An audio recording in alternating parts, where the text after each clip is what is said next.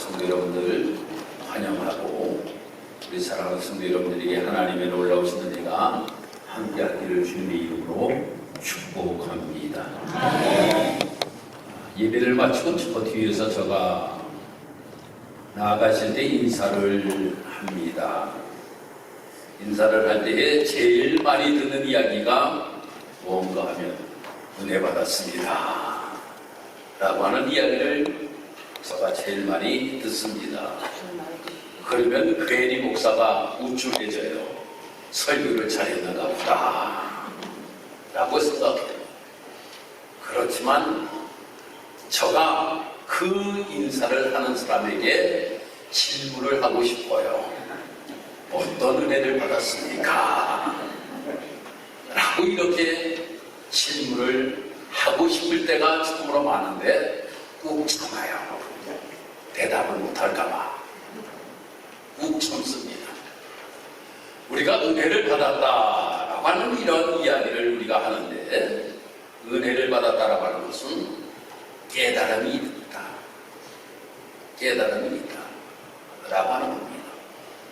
또한 깨달음이 있는 것뿐만 아니라 말씀을 통하여서 내가 평안을 찾아고, 내가 말씀을 통하여서 하나님의 놀라우신 은혜의 감동이 있었고, 또한 내 마음이 뜨거워졌고, 또한 내 마음이 움직임으로 인하여서 무엇인가 나의 삶의 변화를 일으키는 것, 그것이 은혜입니다. 듣기 좋은 이야기를 내가 들음으로 인하여서 귀가 즐거움이 은혜가 아니라, 무엇인가 내가 깨닫고 내가 정말 하나님의 말씀을 통하여서 마음의 평안을 누리고, 또한 내 마음에 하나님의 놀라우신 은혜로 말미암아 감동을 받고 뜨거워지고, 내 마음이 움직임으로 말미암아 내가 이렇게 삶을 살아가서는 안 되겠구나, 내가 무엇인가 나의 삶을 변화시켜야지 라고 하는 마음을 가지고 나아가는 것, 이것이 은혜입니다. 이것이 은혜예요. 그래서 이 은혜라고 하는 것은 마지막이 무엇인가 하면 변화라고 하는 거예요. 변화입니다. 우리 대한민국의 초대 교회 이야기를 하게 되면 꼭 한 사람의 이름을 올리게 됩니다. 그 사람이 누구인가 하면 김익두 목사님이십니다. 이 김익두 목사님은 아주 청년 시절에 흔히 이야기하는 개망난이었어요. 그래서 익두가 나타났다라고 하면 동네에서 사람들이 저놈하고는 상대하기가 싫다고, 저놈하고는 얘기할 필요도 없다고, 저놈은 피하는 게 낫다고, 이렇게 사람들이 늘 피하던 사람이요, 깡패였습니다. 그런데 28살이 되던 때에 친구와 함께 교회를 나가게 됩니다. 그 교회를 나가 은혜를 받았어요. 그리고 변화가 되었습니다.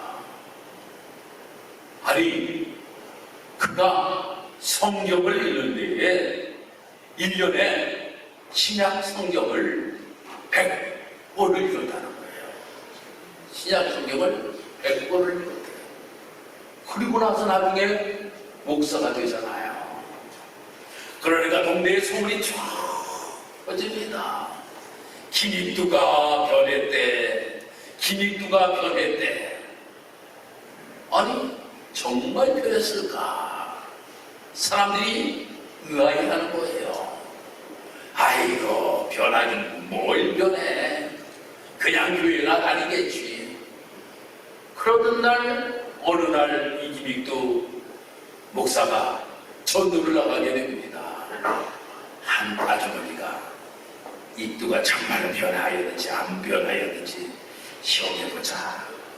바가지에다가 물을 하나 탁 넣었다가 김이뚜 목사가 전도하러 오니까 거기다 확 갖다 뿌렸어요. 옛날 같으면 김이뚜가 가만히 있겠습니까? 거기에서 유명한 이야기를 김이뚜가 이야기합니다. 아주머니, 저는 죽었습니다. 그래서 아주머니는 살았습니다. 라고 이렇게 이야기를 했다라고 하는 거예요. 그러니까 김익두가 예전같이 살아있다라고 하면 누가 죽었어요? 아주머니가 죽었는데 내가 죽었습니다. 그러므로 인하여 아주머니가 살았습니다. 라고 하는 이야기를 하였다라고 하는 겁니다. 또 유명한 일화가 있지요. 하루는 열차를 타고 저 어디를 향하여 가는데 옆에 있던 분이 김익두라고 하는 것을 알게 되었습니다. 김익두가 정말 변하였을까? 안 변하였을까? 한번 시험해 봐야 되겠다. 예전에는 열차에서도 담배를 다 피던 시절, 담배를 쭉 꺼내가지고 말입니다. 담배를 피면서 탁 삼키고 내뱉는 거는 김익두한테 갖다가 호우 내뱉고 말입니다. 피다가 또 후 내뱉고. 옛날에 담배 때 가지고 담배를 피웠잖아요. 김익두가 승질이 나니까 담배대를 가져가지고 확 분질러 버렸다는 거예요. 그러니까 옆에 있는 할아버지가, 그 옆에 탔던 할아버지가, 익두가 변했다더만 변하긴 뭘 변해, 하나도 안 변했구만. 그 이야기에 그는 눈물을 흘리며 하나님 앞에 회개하였다라고 하는 이러한 이야기도 있습니다. 참으로 우리가 하나님의 은혜를 받았다라고 하면 무엇인가 삶의 변화된 모습을 가지고 삶을 살아가기를 하나님께서 원하시고 계신다라고 하는 겁니다. 또 우리가 삶을 살아가면서 누구나 할 것 없이 고난이라고 하는 것을 다 겪으면서 삶을 살아가는 것이 우리의 삶의 모습입니다. 예수 믿는다라고 하여서 여러분들 고난이 없습니까? 예수 믿어도 다 고난이 있어요. 예수님께서도 고난을 당하셨는데, 사도 바울도 고난을 당하였는데 왜 우리에게 고난이 오겠습니까?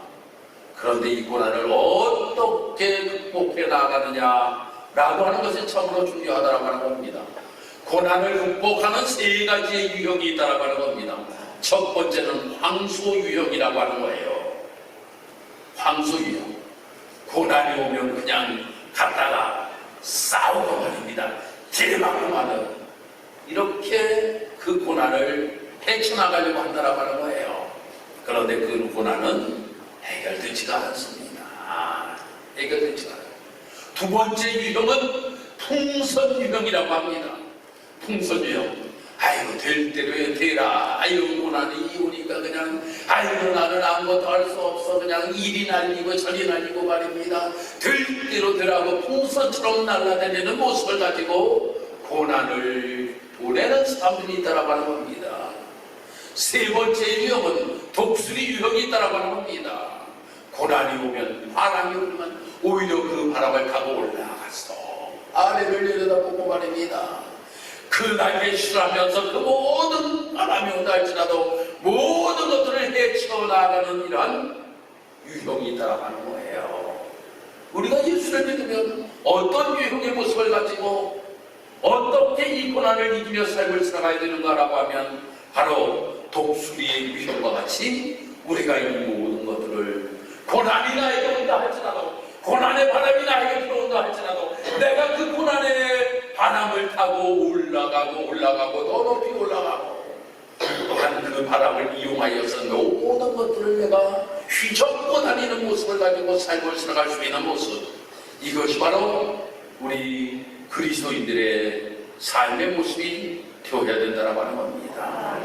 이것이 바로 참된 그리스도인의 삶의 변화된 모습이라고 하는 거예요.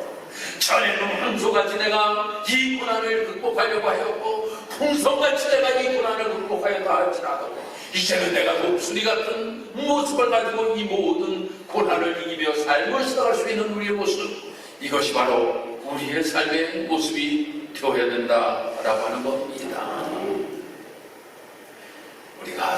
우리가 감리교회에서 신앙생활을 하잖아요. 우리가 이 감리교회에서 신앙생활을 하는데 이 감리교회는 바로 요한 웨슬레 목사님을 통하여서 이 감리교회가 만들어지게 되었어요. 그런데 요한 웨슬레 목사님이 참으로 유명 대학을 졸업하였어요. 영국의 옥스퍼드 대학, 너무나도 유명한 대학을 졸업하였지요. 그 유명한 대학을 나와서 이 감리교회가 만들어진 것이 결코 아니다라고 하는 겁니다.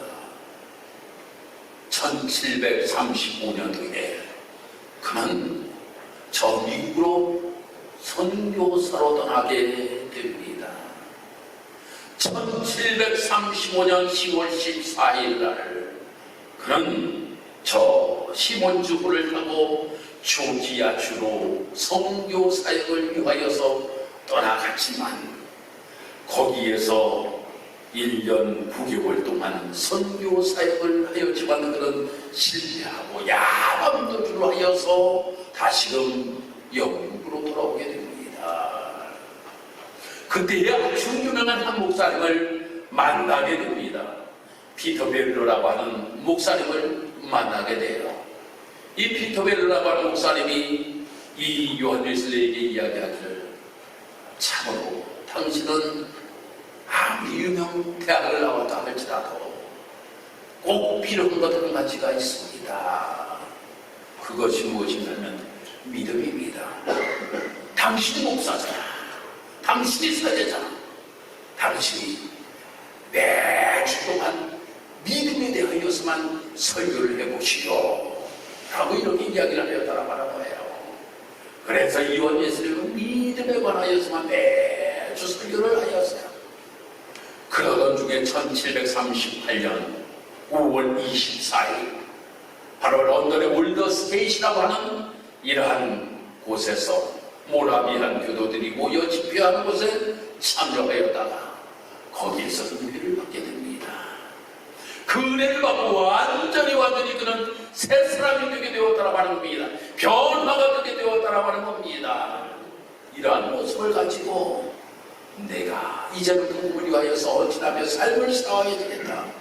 세계는 나의 교구다라고 이렇게 외치면서 방방곡곡마다 복음을 위하여서 그는 헌신적인 귀한 삶을 감당하며 삶을 살아가게 되었다라고 하는 겁니다. 그런데 그 올더스테이시라고 하는 곳에 그가 집회에 참여하였을 때에 그가 은혜 받은 것이 무엇인지 아십니까? 첫 번째가 자신의 죄를 깨닫게 되었다라고 하는 거예요. 자신의 죄가 무엇인지, 내가 목사이지만 내가 이러한 죄를 내가 저지르며 내가 삶을 살았구나. 내가 정말 이러한 허물많은 모습을 가지고 내가 삶을 살아왔구나. 두 번째로는 하나님의 사랑을 깨닫게 되었다라고 하는 거예요. 하나님이 나에게 이러한 사랑을 베풀어 주셨는데, 하나님이 나에게 이러한 은혜를 베풀어 주셨는데 라고 하는 것을 깨닫게 되었다라고 하는 거예요. 그리고 나서 하나님의 선하신 뜻이 무엇인지를 깨닫게 되고, 이제는 내가 하나님의 뜻대로 내가 삶을 살아가리라 라고 하는 결단을 하게 되었다라고 하는 겁니다. 변화된 사람의 모습들을 보면 다 이 세 가지를 모두 다 경험하게 된다라고 하는 거예요. 첫 번째가 바로 자기의 죄를 깨닫게 된다라고 하는 거예요. 두 번째로 하나님의 사랑을 깨닫게 된다라고 하는 겁니다.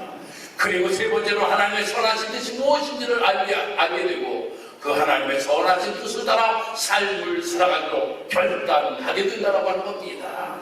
이것이 변화된 사람들의 삶의 모습이에요. 바로 바울도 마찬가지라고 하는 겁니다. 바울도 말입니다. 바로 그가 다메섹 도상에서 예수님을 만나게 돼요.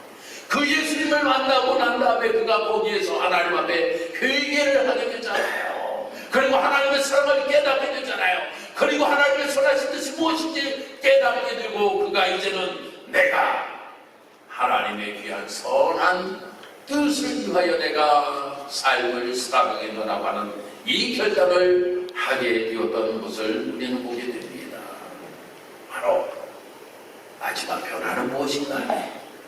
무엇이 중요한가라고 하는 것을 깨닫게 된다고 하는 거예요. 변화된 사람들의 삶의 모습을 보면 마지막이 무엇인가 하면 어떻게 사는 것인지, 무엇을 중요하게 여기며 삶을 살아가는 것인가 라고 하는 것을 깨닫게 된다고 하는 거예요. 사랑하는 성도 여러분, 사도 바울의 삶의 모습을 보면 그는 많은 공부를 하였습니다.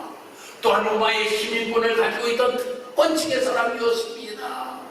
그는 정말로 자랑할 것들이 너무나도 많은 사람이었는데 이 모든 것들은 다 내 설문으로 얘기하고 내가 무엇을 중요하게 여기며 삶을 살아야 될 것인가라고 하는 것을 그가 깨닫게 돼요.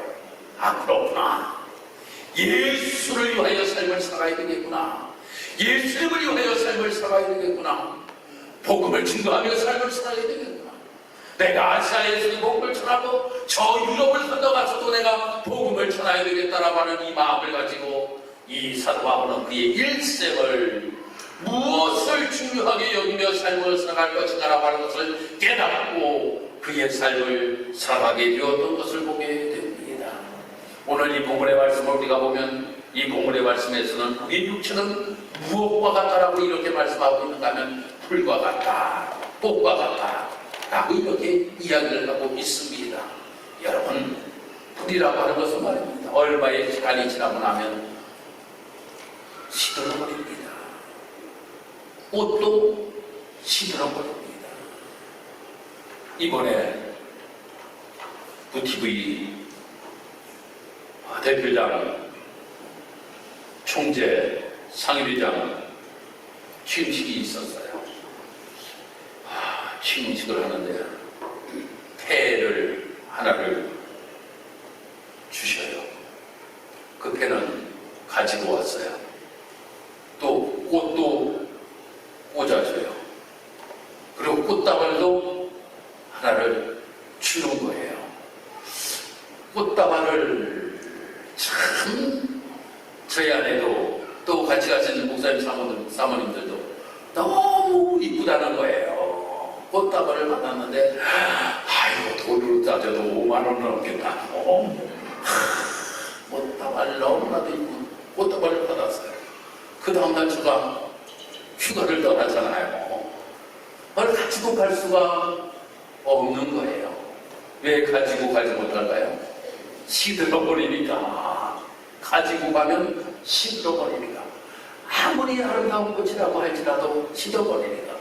그래서 그날 저녁에 호텔에서 잤는데 호텔 종업원 예쁘게 해준다고 호텔에다가 예쁘게 꽂아놔주고 갔습니다. 여러분, 아무리 아름다운 꽃이라고 할지라도 꽃은 시들게 흠되어 있다고 하는 겁니다. 우리가 삶을 살아가면서 내 육체가 말입니다. 너무나도 아름다워요. 정말로 미스 코리아처럼 예뻐요. 정말 너무나도 정말 잘생겼어요. 송중기만큼 잘생긴지도 몰라요.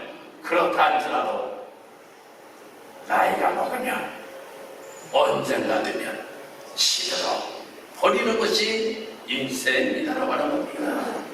그런데 이 육체만을 위하여 삶을 살아간다라고 하는 거예요. 이 육신만을 위하여 삶을 살아간다라고 하는 거예요.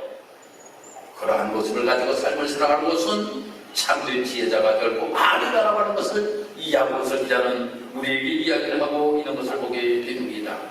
그러니 우리가 어떻게 삶을 살아가야 되는가 라고 하는 것을 우리에게 오늘 이 부분에서는 말씀해 주고 있는 것입니다. 첫 번째가 하나님 중심으로 삶을 살아가자 라고 하는 겁니다. 하나님 중심으로 삶을 살아가자. 왜 하나님 중심으로 삶을 살아야 될까요? 제가 금방 여러분들에게 말씀드렸습니다만 우리 육체는 언젠가는 말입니다. 언젠가는 죽게끔 되고 있다고 하는 거예요. 제가 선포해 드렸어요. 저가 이제 은퇴가 9년이 남았는데 9년 내에는 돌아가시지 마시길 바랍니다. 아멘. 아무튼 말입니다. 그렇지만 언젠가는 죽는 것이 우리의 모습이에요. 언젠가는 죽는다는 거야. 우리의 죽음이 눈앞에 있는데 우리의 육신만을 위하여 우리가 삶을 살아야 되겠습니까? 하나님을 위하여서 하나님 중심으로 삶을 살아서 우리가 영원한 하나님 안에서 우리가 삶을 살아갈 수 있는 소망을 가지고 삶을 살아갈 수 있는 우리의 삶의 모습이 되어야 된다라고 하는 겁니다. 지금까지 우리의 삶을 뒤돌아보아도 다 하나님의 은혜이지만 앞으로 우리가 삶을 살아가는 우리의 삶 속에서도 하나님의 은혜 가운데 삶을 살아갈 수 있는 우리 사랑하는 성도 여러분의 되기를 주님이 이름으로 축복합니다. 두 번째로는 정말로 이 세상의 것보다 신령한 것을 우리가 더욱더 귀하게 여기며 삶을 살아갈 수 있는 우리의 모습이 되어야 될 줄 믿습니다. 솔몬이 고백하잖아요. 뭐라고 고백합니까? 헛되고 헛되도다. 모든 것들이 다 헛되다라고 이야기합니다. 그런데 말입니다. 그가 고백하기를 마지막에 그는 이렇게 고백합니다. 수고함으로 즐거워하게 하신 것은 하나님의 선물이다. 라고 이렇게 고백을 하고 있음을 보게 됩니다. 정말 세상 것은 무엇인가 다 헛되다 않지라도 하나님께서 주시는 진리한 것은 너무나도 우리에게 즐거움을 주는 것이요 우리에게는 너무나도 큰 하나님의 선물이다라고 하는 것을 그가 고백하였던 모습을 보게 됩니다. 그래서 우리가 이 신령한 것을 우리가 받고 삶을 살아가는 것이 은혜가 충만한 삶을 살아가는 것이라고 하는 겁니다. 저 하나님의 놀라우신 은혜 가운데서 성령의 충만함 속에 삶을 살아가는 것이 신령한 것을 귀하게 여기며 삶을 살아가는 성도들의 삶의 모습이라고 하는 겁니다.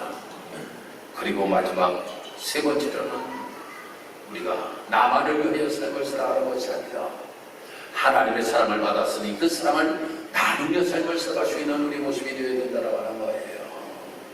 나누며 삶을 살아가는 삶. 나누며 삶을 살아가는 것은 두 가지로 이야기를 할 수 있겠죠.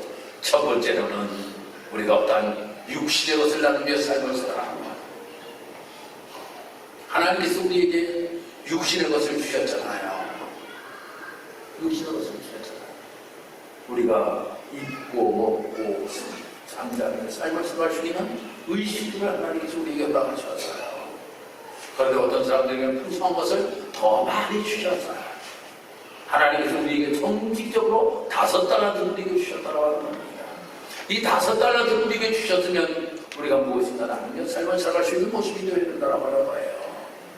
이번에도 선교사님 만나서 아이고 선교사님 만나서 이런 이야기 저런 이야기 뭐 하다 보면 선교사님들은 다 어렵다 그래.